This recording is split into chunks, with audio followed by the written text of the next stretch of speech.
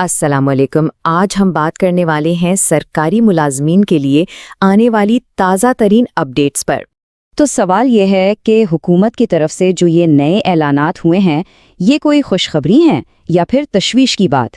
चलें पाकिस्तान भर की इन अपडेट्स को ज़रा तफसील से देखते हैं।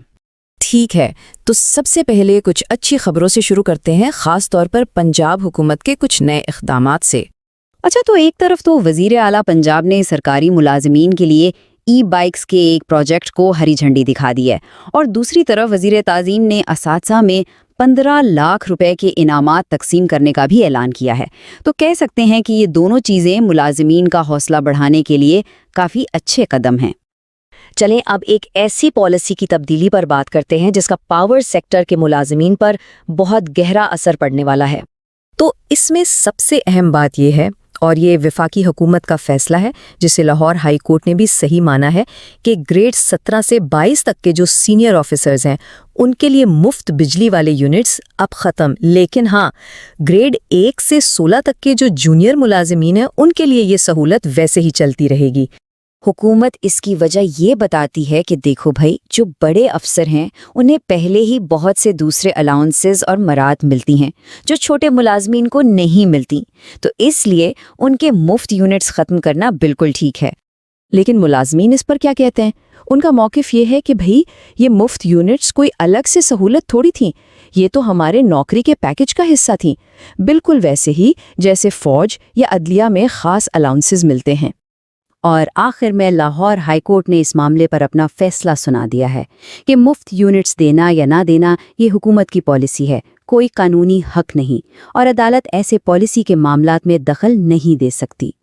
अब आते हैं इस खबर की तरफ जो शायद मुलाजमीन के कैरियर के लिए सबसे ज़्यादा परेशान कुन है, यानी खाली असामियों पर हुकूमत का नया फैसला। पंजाब हुकूमत ने 6 अप्रैल को एक नोटिफिकेशन जारी किया है जिसमें साफ साफ बताया गया है कि ग्रेड 1 से लेकर 17 तक की 113 खाली असामियां ख़त्म की जा रही हैं। अब जाहिर है इस फैसले का सीधा सीधा असर उन मुलाजमीन पर पड़ा है जो सालों से अपनी प्रमोशन का इंतज़ार कर रहे थे।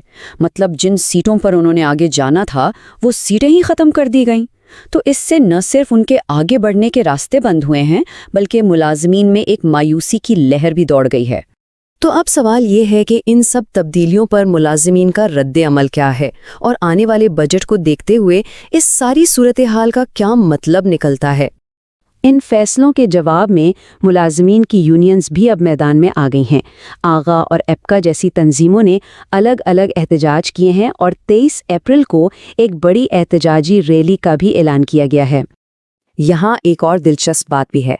अक्सर देखा गया है कि जैसे ही बजट आने वाला होता है ना, तो माली बुहरान की खबरें चलना शुरू हो जाती हैं।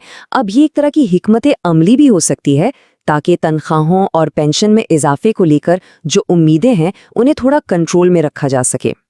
तो आखिर में हम उसी सवाल पर आकर रुकते हैं जो इस वक्त सबके जहन में है, कि क्या आने वाला बजट इस बढ़ती हुई महंगाई का मुकाबला करने के लिए मुलाजमीन को कोई हकीकी, कोई मतलब का रिलीफ दे पाएगा।